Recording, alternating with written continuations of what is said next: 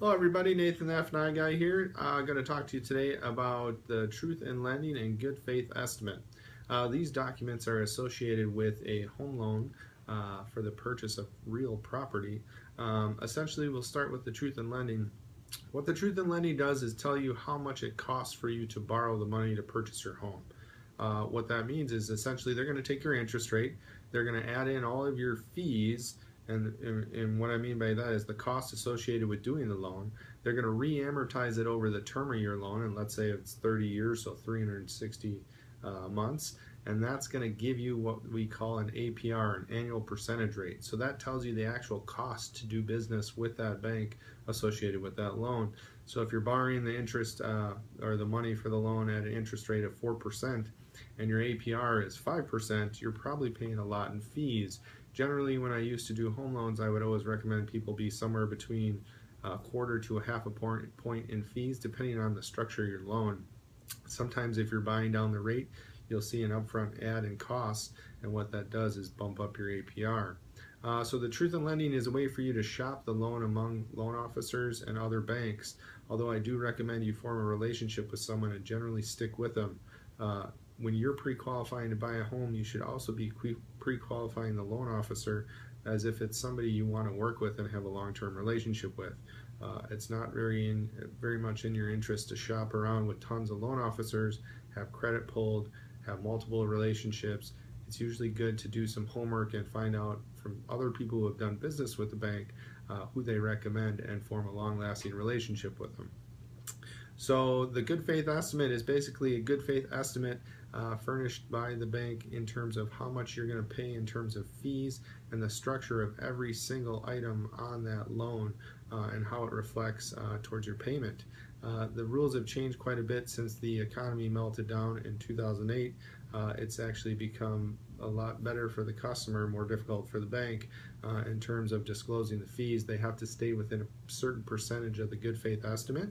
So a lot of times what you'll see with banks now is that they're giving you an itemized amount of fees on a form that looks very much like a good faith estimate. Keep in mind that the Truth in Lending and the good faith estimate are HUD-1 forms. Sorry, not HUD-1, but HUD forms that come directly from the government that are standardized. So they all look the same. So some banks are putting out something that looks similar, and it's not technically going to be a good faith estimate or a Truth in Lending. The good faith estimate will go over what your total payment is with principal, interest, taxes, and insurance.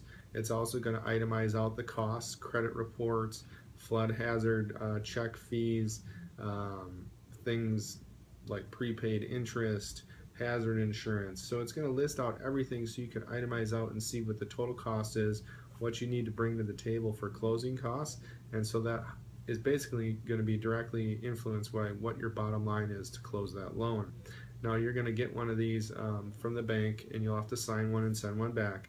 Now the best thing to do to keep yourself safe in these situations and make sure you're getting the deal that you signed up for is compare the HUD-1, which is the settlement statement from the title company, and I hopefully have my viewers using title companies. You can also use lawyers for this, but generally it's best to have a title company prepare the HUD-1 and the documents to sign the loan, and you compare that HUD-1 figure to what you had on the good faith estimate.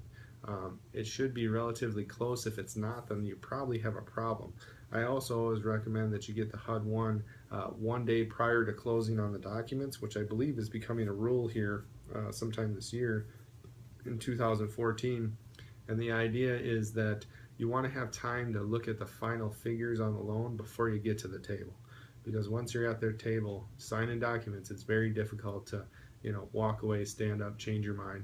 It's nothing that they're doing, it's just that you're wrapped up in the situation of purchasing a home. So it's a lot more difficult to objectively look at the numbers if you're doing it at the time of signing versus the day prior to doing the documents. So hopefully that helps, and just remember, if it's too good to be true, it probably is. Be sure to tune in for more videos.